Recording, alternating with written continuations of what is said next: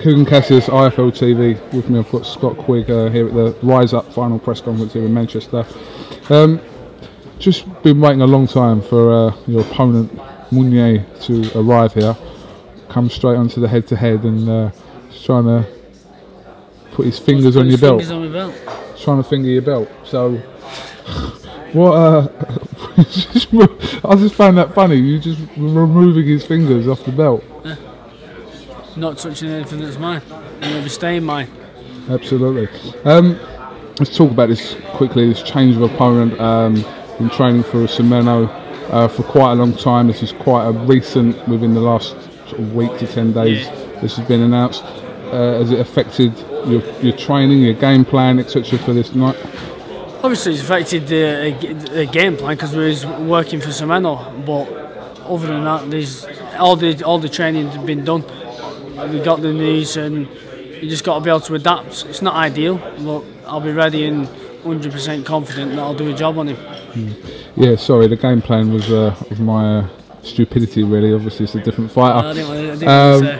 But you're just going to adapt, aren't you? It's obviously, it was late notice, but you're still fighting, so the show goes on, as they say. Yeah, you got to adapt. It's like I could have trained 10 weeks for Semeno, and he get in and done something totally different, and you've got to adapt in the fight.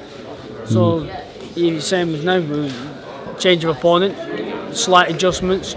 We'll do what we need to do to adapt, and confident that it's going to be no problem. Certainly.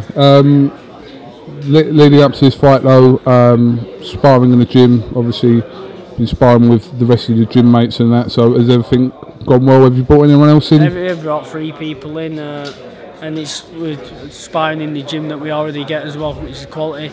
Listen, I'm ready for whatever he brings. And listen, we know what he's come over here before, and he's took the unbeaten records of Lee Askins and Martin Power.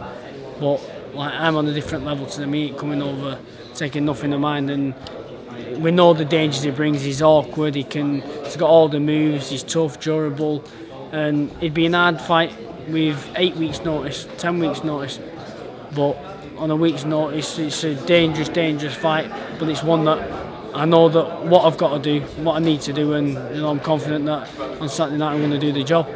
How does this, do you think it's going to be a more difficult fight than what you were previously given?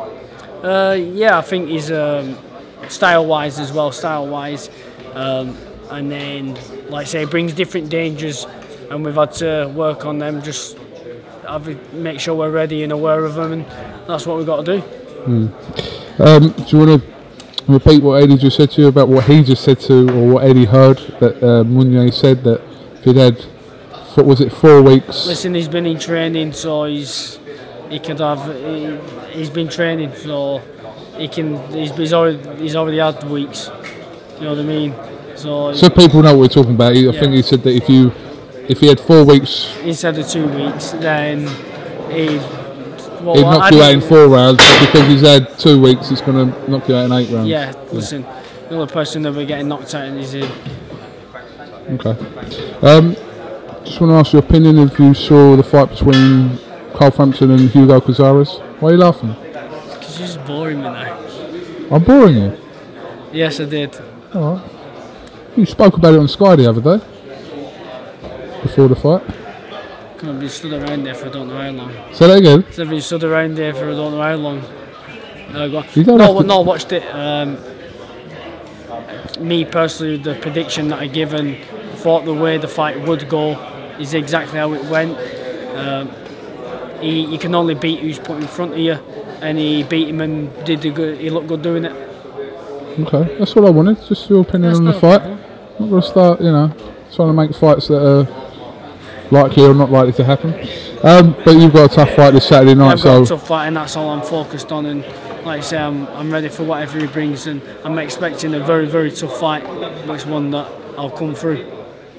Alright, Scott, listen, thanks for talking to IFL TV. Don't know what's going on with the little moustache thing now. But have a shave tomorrow, won't I? Have a shave tomorrow, yeah. You're alright, you seem a bit like, you've got Wayne tomorrow, but No, there's nothing wrong with me. I'm just worried about my car. I got a ticket. I'll end up getting a ticket. Oh right, okay. Well, I'll let you crack on then, because I don't want you to blame that on me as well. Can I send you a bill? They'll call me boring again. Can I send you a bill if I have a ticket? So send it to my business accountant, Edward Hearn. Send it to him. Right. Send it to him. That's fine, as long as I've got the go ahead to do that. Were you calling me boring? Or were you calling the question boring? The question boring. Because I've answered it about 10 times already today. Oh, so why are you digging me out for that? You've been asked why didn't you come to me first? What? Why didn't you come to me first? I was waiting for you to do your head to head so I can talk about the finger and the belt. Scott, you know what you get from these. Listen, thanks for talking to iPhone TV. We'll see you at the weigh-in tomorrow. Yep. And say hello to Bev for me. Will do. Alright? I'll send my your regards to her. No problem. Quigg and Cassie, Scott Quigg, iPhone TV. Thanks, mate.